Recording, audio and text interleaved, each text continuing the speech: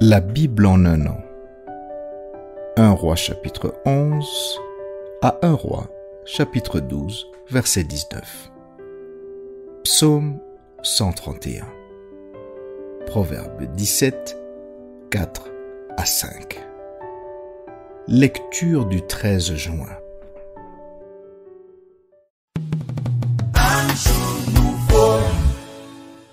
Actes chapitre 9, versets 1 à 25.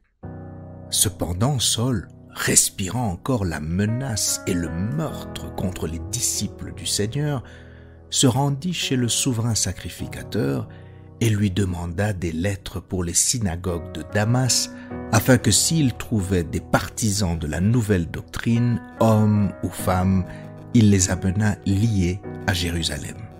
Comme il était en chemin et qu'il approchait de Damas, tout à coup une lumière venant du ciel resplendit autour de lui. Il tomba par terre et il entendit une voix qui lui disait « Saul, Saul, pourquoi me persécutes-tu » Il répondit « Qui es-tu, Seigneur » Et le Seigneur dit « Je suis Jésus que tu persécutes. Il te serait dur de regimber contre les aiguillons. » Tremblant et saisi d'effroi, il dit « Seigneur, que veux-tu que je fasse » Et le Seigneur lui dit « Lève-toi, entre dans la ville, et on te dira ce que tu dois faire. » Les hommes qui l'accompagnaient demeurèrent stupéfaits. Ils entendaient bien la voix, mais ils ne voyaient personne. Saul se releva de terre, et quoique ses yeux fussent ouverts, il ne voyait rien. On le prit par la main et on le conduisit à Damas. Il resta 3 jours sans voir et il ne mangea ni ne but. Or, il y avait à Damas un disciple nommé Ananias. Le Seigneur lui dit dans une vision « Ananias » Il répondit « Me voici, Seigneur. » Et le Seigneur lui dit « Lève-toi, va dans la rue qu'on appelle la droite et cherche dans la maison de Judas un nommé Saul de Tarse. Car il prit et il a vu en vision un homme du nom d'Ananias qui entrait et qui lui imposait les mains afin qu'il recouvrât la vue. Ananias répondit « Seigneur, j'ai appris de plusieurs personnes tous les maux que cet homme a fait à tes saints dans Jérusalem.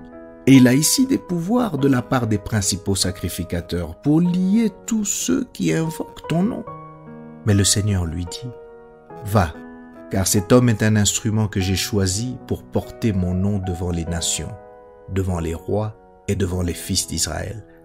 Et je lui montrerai tout ce qu'il doit souffrir pour mon nom. » Ananias sortit, et lorsqu'il fut arrivé dans la maison, il imposa les mains à Saul, en disant « Saul, mon frère, le Seigneur Jésus qui t'est apparu sur le chemin par lequel tu venais, m'a envoyé pour que tu recouvres la vue et que tu sois rempli du Saint-Esprit. » Au même instant, il tomba de ses yeux comme des écailles et il recouvra la vue.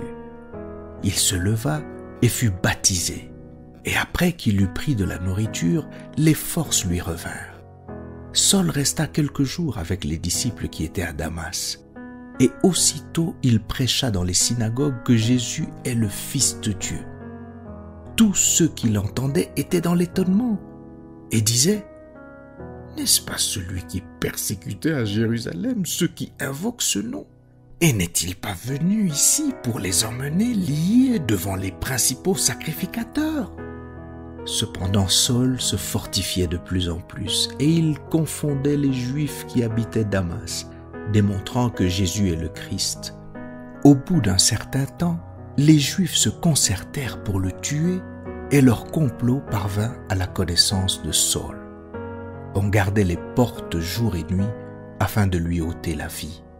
Mais pendant une nuit, les disciples le prirent et le descendirent par la muraille dans une corbeille.